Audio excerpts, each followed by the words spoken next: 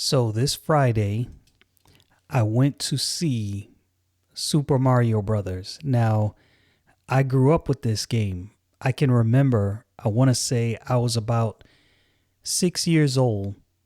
I'm pretty sure I was six when my cousin, one of my older cousins, he got a Super Nintendo. Or not a Super Nintendo, a Nintendo Entertainment System, excuse me. We were My family, we were pretty poor at the time. My mom definitely would not have been able to afford a Nintendo Entertainment System. He had his mother and his father around and his grandmother, and they had a little more money, and it was always enjoyable. He lived right around the corner from me. We was in Brownsville, Brooklyn. So I remember going over to his house. Now I want to say this was right after Christmas. This was like, I can't remember if he got the Nintendo Entertainment System that year it came out or if it was the next year. I'm almost positive it was the year it came out. And I remember the Nintendo came with that robot at the time that held the controller. I can't even remember what this robot was supposed to do, if it was supposed to simulate playing a game with you. I remember he had Mario. And this is why I can't remember if it was that year or the following year after the Nintendo Entertainment System came out, because there was a couple games he had, and I don't think these games were available right away. I think he had Mario, Excite Bike, and Duck Hunt, if you remember those games. And I remember playing Mario, and I remember watching him play Mario. And this is where I would say my fascination with video games, sci-fi, and geekdom semi-began. Maybe a little before that because I was watching cartoons, but Mario has this certain appeal and attraction to me because of that time, because of when I grew up, right? This was, let me see. As a matter of fact, I'm going to share my browser screen because I have some stuff up here. So I'm on the Nintendo website, and this is a history of Mario, or mario.nintendo.com. So the original Super Mario Brothers came out in 1985, and this is why I want to say it was either that year or the next year. I would have been 7 years old. The next year is when he got his Super Nintendo, or his Nintendo. I don't know why I keep saying Super Nintendo. Can't remember exactly.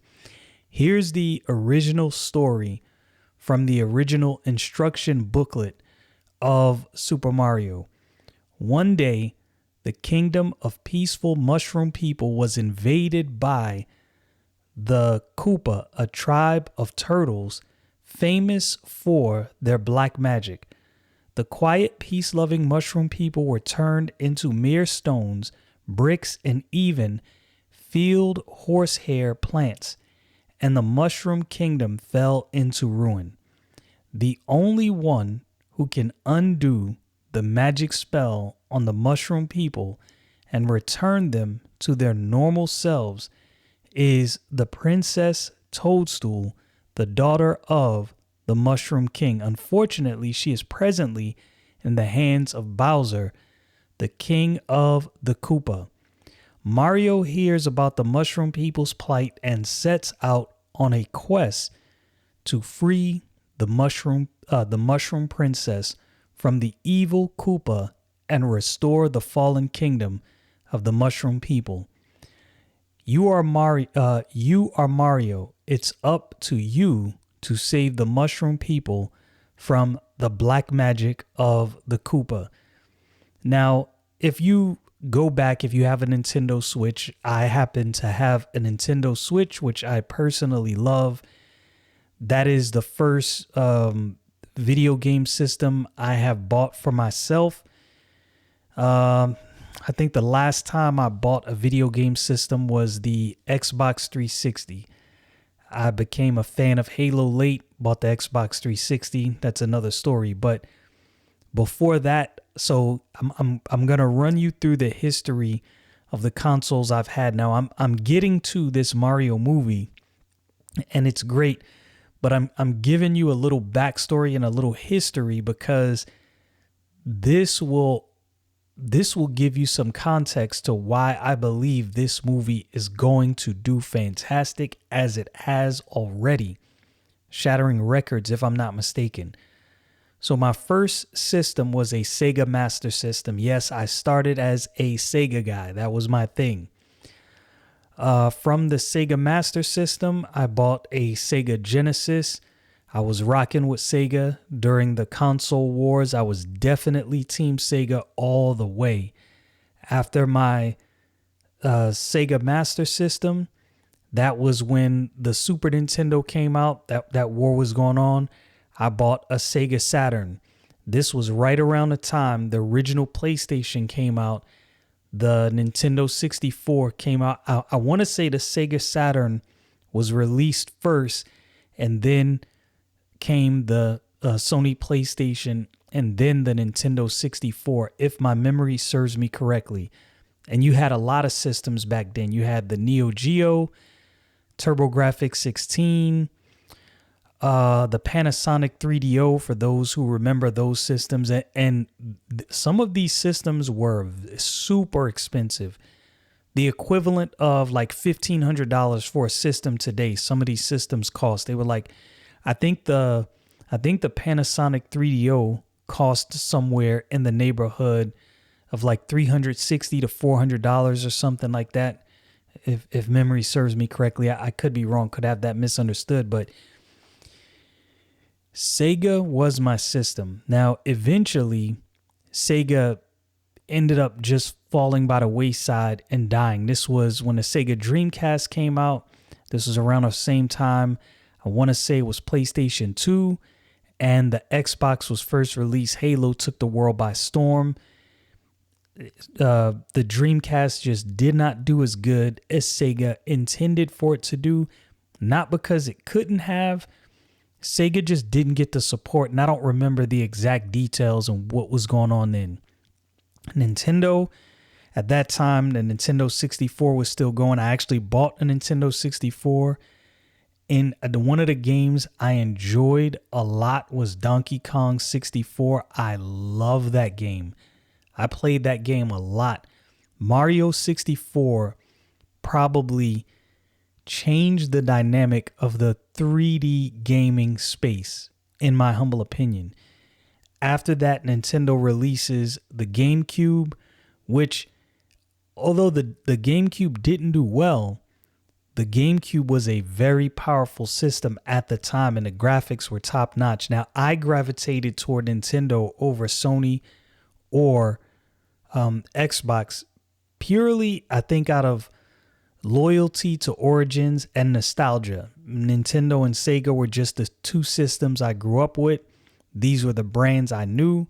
I always loved Mario. As I said, I grew up playing these games. Now, fast forward to this movie. This movie is fantastic. Not because it got every single thing right. No movie will ever get every single thing right. I don't think any movie will be able to successfully market itself in such a way that all of the fans are pleased. I think you're always going to have some fans that are not pleased with a movie, but Mario found a way to, I think, please all fans. Now, here's the thing. There were so many callbacks in Mario. I'll give you one example. If you remember, now, for those of you out there who will remember the exact game this came from, I want to say it was Donkey Kong 64, where you had the Donkey Kong rap.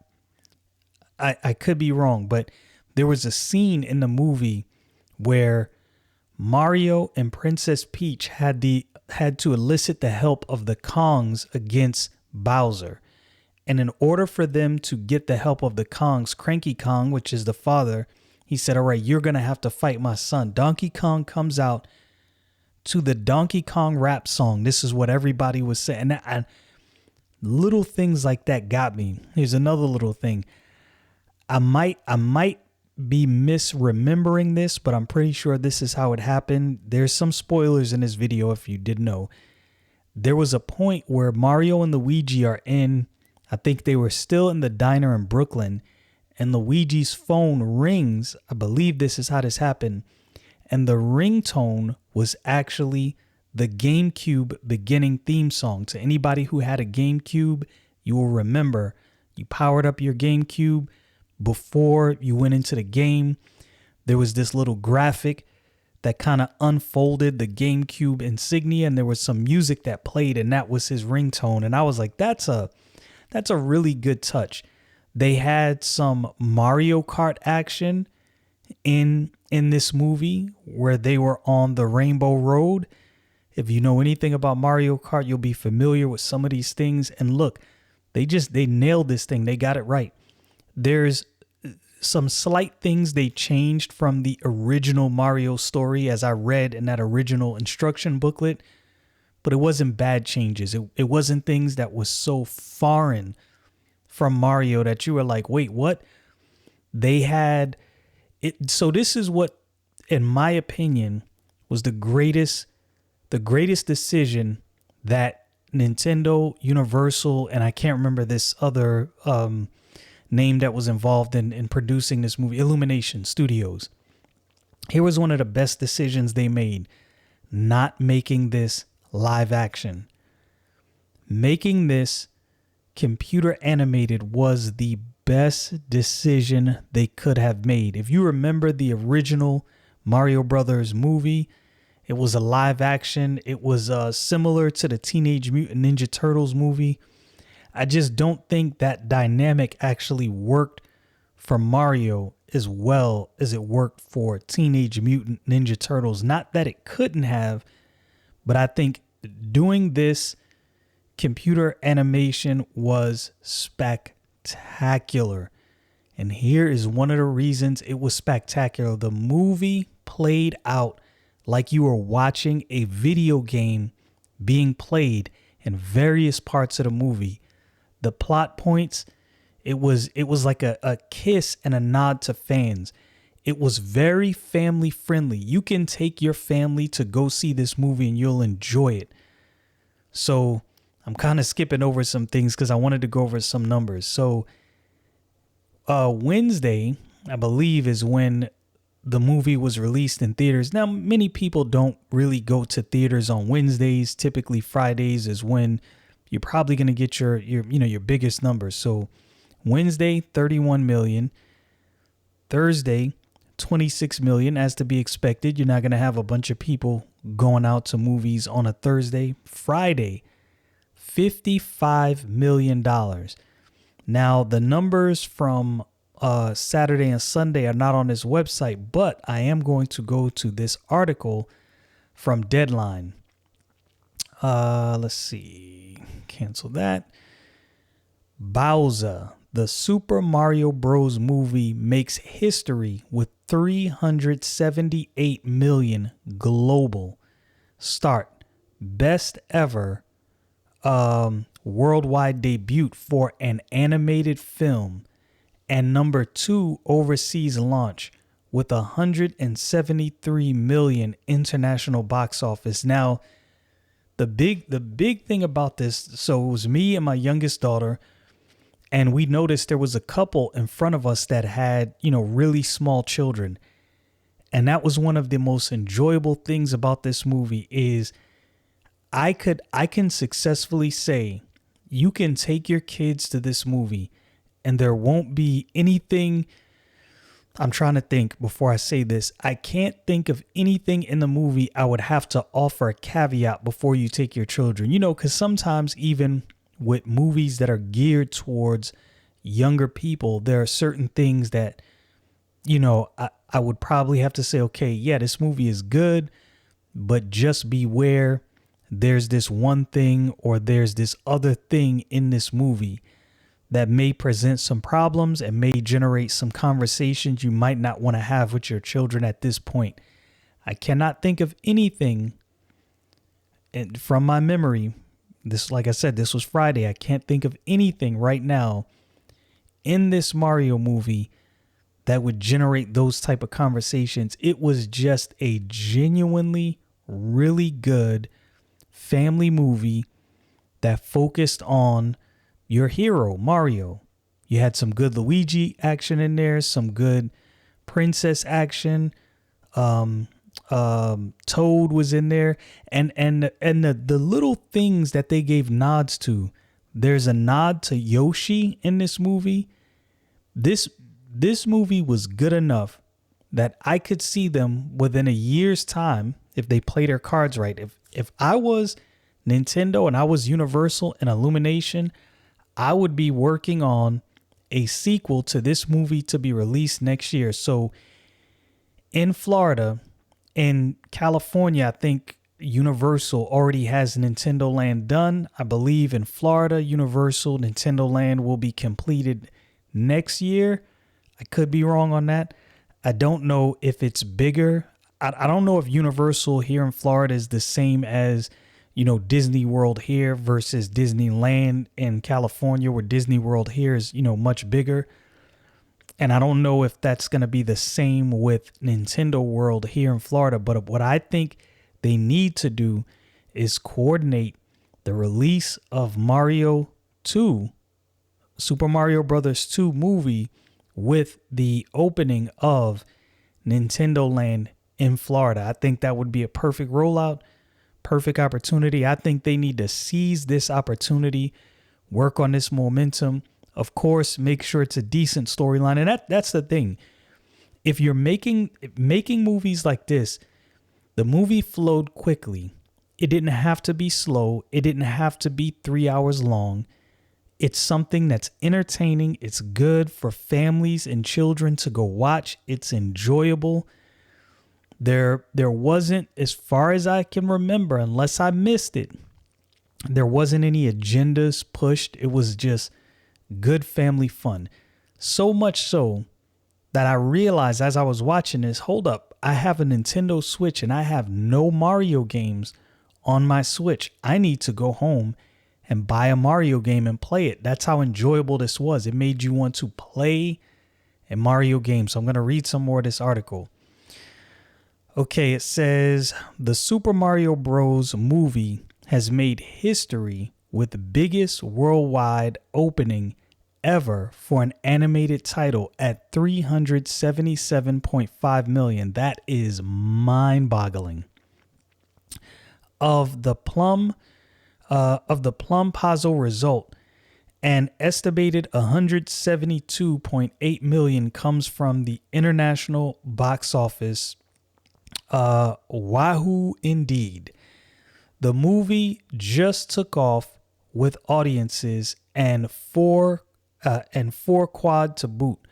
We're now looking at a potential $1 billion worldwide grosser.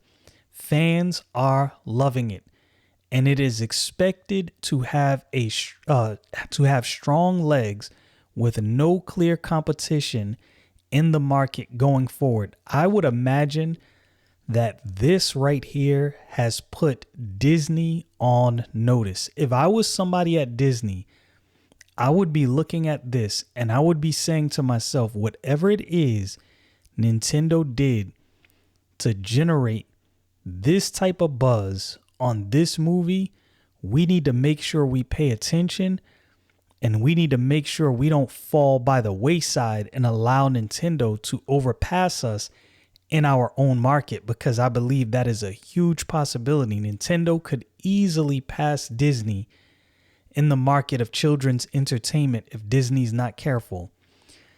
So here's something else that I found. So typically when I look at Rotten Tomatoes scores, if the audience score is very low and the critic score is very high. Now, I'm not saying this is always the case, but generally, if it plays out that way, I typically do not trust that critic score. Whatever the audience says is typically right. These are the real people that are going out to enjoy this movie. And if the real people going out to enjoy the movie look at this thing and they say, yeah, not so much, and the critics give a different answer, I'm going with the audience. And adversely, if the critics give it a mediocre to bad score and the audience score is high, it's probably a great movie. So here we go. Rotten Tomatoes, tomato meter. This is the critics score, 56%. Now, I don't know exactly how many votes have gone out yet. I haven't looked at that. Listen to the audience score, though. The audience score is 96%, an almost perfect movie. Now, again, I'm not telling you this movie is perfect, but this is an accurate audience score. This audience score is very representative of what you're going to see when you go in to watch this movie. You will not be disappointed. I highly recommend you go check this out.